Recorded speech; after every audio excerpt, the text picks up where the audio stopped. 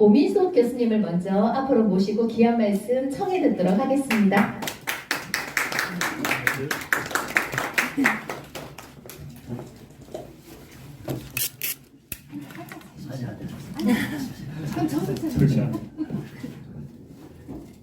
뛰어와가지고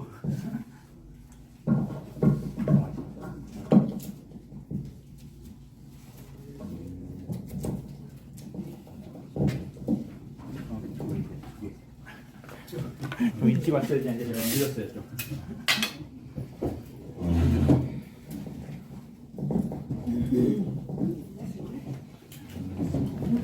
앉아서 강의를 해본 적이 없어가지고 서서 하는 게 편합니다. 정말 귀한 자리 축하드립니다. 근데 제 안에 약간 딴따라 기질이 있어가지고 가수분께서 노래를 부르는 걸 잊어버리고 와 노래 진짜 잘하신다. 편하게 잘하신다. 편하게 잘하신다.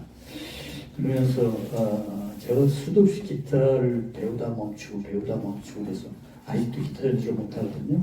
그래서 속으로 내가 기타를 저 정도 치면 노래도 저 정도 할 텐데 기타를 못 쳐가지고 그리고 기타 선에 저렇게 짧은 선을 꺼서 저렇게 작은 앰프로 이렇게 예쁜 소리가 나오는구나. 그래서 저 앰프를 사진을 찍어가지고 가져가서 똑같은 걸 쳐가지고 집에 잘 생겼어요. 이런 엉뚱한 생각을 하다 보니까 같이 오는 행사가 있었지 이런 생각했습니다. 언젠가 어떤 언론사에서 노벨상 발표를 앞두고 노벨상에 질문을 이제 해서 제가 한 적이 있거든요. 그 중에 뭐냐면 한국의 노벨상만 받을 만한 작가가 있냐 이런 뻔한 질문들이었어요. 근데 저는 그 질문에 대해서 오래전부터 가지고 있는 답변이 있습니다. 수십 명입니다. 소설하고 시인까지 합치면 이미 노벨상의 수준에 있는 작가들이 한강의 노벨상을 받기 전부터 수십 년이 있었다. 지난번에 우연히 방송을 보니까 황석영 선생님께서도 이번에 할매라는 소설을 내시고 어떤 방송에 출연해서 소설 장르만 한정해서 이야기하는데 한 20명입니다. 이렇게 말씀하시더거든요. 노벨상이 가장 훌륭한 문학의 유일한 지표만은 아니지만 그걸 가지고 이제 많은 대중들까지 우수작품, 세계적인 작품 그런 이야기들을 많이 하는데 한강의 노벨상 수상하기 전까지 하더라도 노벨상은 넘사벽이고 뭔가 불가능한 꿈 같은 이런 느낌들을 많은 대중들이 갖고 있었죠. 그런데 우리가 실제로 노벨상 수상자이라는 타이틀이 붙어 있는 수많은 소설이나 시들 작품을 읽다 보면 그런 꿈결 너머에 아득한 도달하지 못할 섬 같은 그런 거예요. 우리 주변에도 그것에 걸맞거나 때로 그보다 뛰어난 수많은 작품들이 이미 있고 결국은 번역 문제로 시작된 거다 이런 생각을 하게 되는 거죠. 역사가 참 아이러니컬해서 남아프리카 공화국 같은 경우에는 오래 영국의 식민지 지배를 받다 보니까 공용어가 영어로 된 지 굉장히 오래됐잖아요.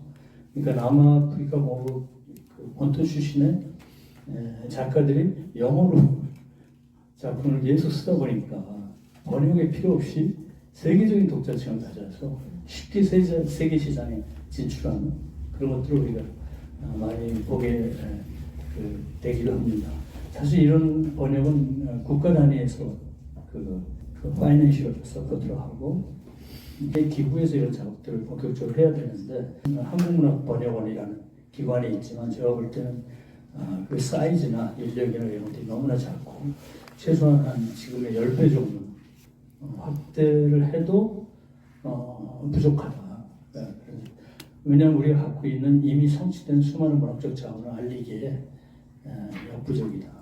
그러니까 결국은 우리 여국현 시인 같은 국가 지원을 전혀 받지 않는 소위 민간인들이 나서서 이런 번역 작업을 하는 게 굉장히 소중하고 값어치가 있다 이런 생각을 하던 차에 저도 이렇게 한국 시를 부분적으로 번역을 한 적은 있지만 이렇게 책으로 묶어낼 엄두도 못 내고 해본 적이 없는데 책이 나와서 아주 대단하다, 반갑다 이런 생각을 했습니다. 또 하나는 이제 그 한국 문학을 특히 시를 한글로 된 걸 영어로 옮길 때 누가 할 거냐, 적격의 번역자가 누구냐 이런 것들을 생각을 할 때 일단 영어를 잘해야 되겠죠. 그러니까 해당 언어의 능력자가 있어야 되는데 사실은 그것만으로 안 되죠. 한국 시를 영어로 옮기려면 시를 누구보다도 잘 알아야 되는데 시를 가장 잘 아는 사람은 시를 자기가 쓰고 단어하면 자기가 시인인 사람. 근데 시인이면서 언어 능력까지 가지고 외국어 능력까지 가진 사람은 전 제일 적격이 되는 생각을 합니다. 그래서 제가 표사에 그 적격의 번역자 이런 표현을 쓴 이유가 영문학 박사시고 그 탁월한 영어 능력이 오래전부터 인정을 받고 계셨고 또 본인이 시인이고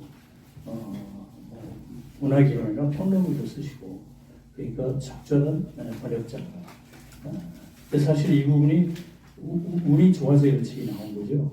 이 두 가지가 항상 충족되는 건 아니거든요. 한 가지 이론을 말씀드리면 몇 년 전에 일반되면 아실 국내 정말 원로 시인이 계셔요.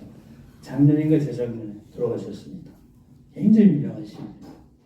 이분의 시 선집이 미국의 유명 영문학으로 아주 유명한 사립대학에서 그 미국 대학의 출판사에서 영어로 번역해서 선집 시집이 나왔어요. 근데 그걸 번역한 분이 제가 지금 말씀드린 두 가지 조건에서 반쪽만 충족한 분이었어요. 영어는 잘하는데 시를 잘 몰라. 약간 그 외교관 출신이 그런 분이에요. 미국에서 오래 살았고. 그리고 그분도 국내 영문학 박사입니다. 근데 본인이 시를 쓰거나 뭐 그런 경험은 없으십니다. 근데 이미 누구나 부러워할 미국에도 출판사가 수천 개, 수만 개 있단 말이에요. 우리가 약간 미국의 문화식 미디적으로 나쁜 관습이 있어서 미국에서 시집 나왔어요. 그 자체로 막 환호하고 그런 경향도 있는데 사실 뭐 미국의 출판사가 한두 개예요.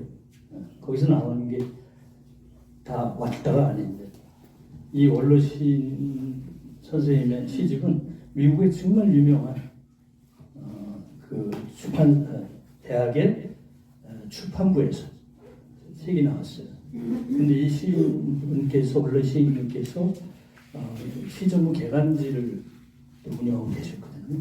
그러니까 자기 시집이 당신 시집이 세계적인 뉴스 대학 출판부에서 영어로 나오니까 이걸 좀 소평을 리뷰를 이렇게 해야겠다.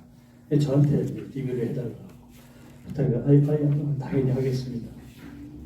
선생님 말씀 언제 어떻게 고려합니까? 근데 서평을 쓰려면 읽어봐야 되잖아요. 그래서 원전을 놓고 번역과 대조하면서 그 미국 대학 출판부에서 나온 그 영역 시집을 한 편을 읽기 시작했어요. 근데 매 시편마다 명백한 오역이 단어 문장 오역이 2개에서 5개, 10개 이렇게 계속 나오는 거예요. 그래서 아니 이 사람이 영어를 굉장히 잘한다는 사람이고 또 굉장히 유명한 팬클럽인가 거기에 번역상 받은 이력도 있더라고요. 이분 연세가 좀 많으신데 이런 번역을 많이 해가지고 번역상까지 받고 유명한 국제단체 그런 분이셔요. 근데 오역이 굉장히 많아요. 그래서 제가 다 읽은 다음에 이건 도저히 리뷰를 해보려면 이걸 지적을 해야 됩니다. 이러이러한 게 잘못됐다. 오역이 이렇게 많다. 참 좋은 일인데 이런 게 아쉽다. 이런 식으로 써야 될 거 아니에요. 그렇게 쓰면 이 책이 제 속마음은 뭐냐면 안 나오는 게 더 좋을 뻔했다.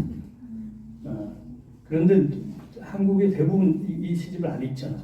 미국 유명한 대학 출판부에서 나왔다고 영역시집을 누구 한국 독자들이 사서 영어로 된 걸 읽겠어요. 아무도 지적을 안 하고 아무도 안 읽으면 그냥 넘어가는 거예요. 그리고 미국의 한국말을 모르는 미국의 독자들은 이게 잘못된 오역인지 뭔지 몰라요. 그냥 막 읽는 거죠. 그래서 그 선생님께 말씀을 드렸어요. 사정 말씀. 사실은 이러이러한데 제가 볼 땐 리뷰를 안 내보내는 게 차라리 나을 것 같습니다. 리뷰가 나가면 선생님한테 오히려 덕이 못 될 것 같습니다. 그랬더니 저한테 간곡히 말씀하시죠. 그래도 좀 이렇게 적당히 써가지고 해달라는 거예요. 그래서 제가 계속 고사를 하다. 선생님 이런 오역인데 이걸 내보내시겠어요? 그러니까 뭐냐고 물어보는 거예요. 선생님 여기 번역된 시 중에 무슨 시 있으시죠? 알지, 그 내가 쓴 건데. 그 시 3행에 돔이라는 단어, 한국말로 돔이라는 단어가 나오는데 이 돔은 선생님이 옆에다 영어를 이렇게 풀어 쓰지 않았지만 시를 안 가서는 돔이라면 누가 봐도 이것은 둥근 지붕을 나타내는 돔이에요. 그거 맞으시죠? 그랬더니 당연히 그거지.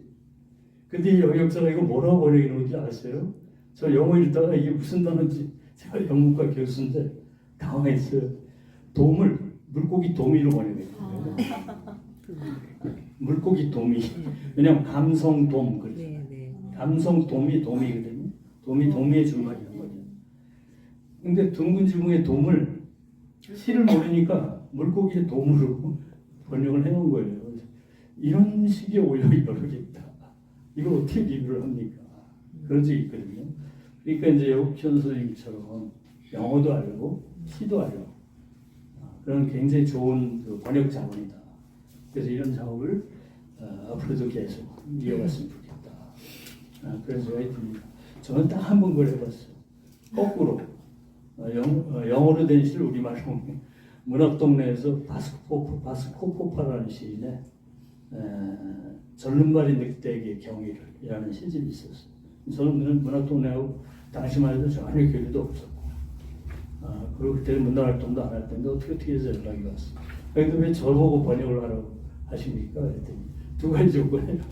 영어를 할 줄 알아야 되고 시를 직접 쓰는 분이면 좋았는데 어떻게 하다 보니까 당신이 걸렸다. 그래서 한번 거꾸로 번역을 한 적은 있거든요. 근데 여국현 선생님 같이 이런 작업은 이런 능력자가 적극의 능력자가 계속 했으면 좋겠다. 이런 생각이 들었고요. 그 다음에 이 시집을 쭉 읽다 보니까 그 선생님은 겸손하게 자기 주위 분들이 이렇게 말씀하셨지만 속에 다 계산이 있었던 것 같아요. 예를 들어서 지명도와 무관할 것 이런 원칙이 있다 했습니다. 그렇다고 해서 여기 사실 이분들이 유명하지 않다는 얘기가 아니라 유명해야만 여기다 실린다라는 원칙은 없다는 거죠. 근데 보통 시선집을 내면 유명한 사람만 뽑아서 이렇게 내는 경우들이 있거든요. 근데 여기 시인들을 보면 정말 시를 대부분 잘 쓰시는 분이고 또 그것만이 아니라 지금 열심히 활동을 하고 계신 중견 이상의 분들이셔서 이 시집을 읽으면 그 시인이 30몇 명밖에 안 되지만 그래도 굵직하게 한국 현대 서정시의 흐름을 느낄 수 있겠다 이런 생각이 들었습니다. 그 다음에 이제 여기에 이제 그 뽑힌 시인들이 얼마나 좋을까 그런 생각을 해봤습니다. 그리고 왜 저는 평론가이지만 시인이기도 한데 왜 나는 안 불렀지? 나도 실수했어요. 그래서 됐는데 이게 자기 시가 영어로 번역됐잖아요. 근데 우리는 대학 때까지 영어를 다 했기 때문에 영어를 못한다고 엄살을 부리는 시인들도 자기 시를 옆에 영어로 번역된 거 단어를 이렇게 찾아가면서 이렇게 보면 느껴진단 말이에요. 근데 다른 언어마다 다른 문화 코드가 있고 다른 정서 코드가 다르기 때문에 똑같은 시도 자기 시도 영어로 옮겨놓으면 굉장히 다르게 느껴져요. 아마 대부분 느끼는 거는 처음에 그럴 거예요. 와, 내 시가 이렇게 멋있단 말이야.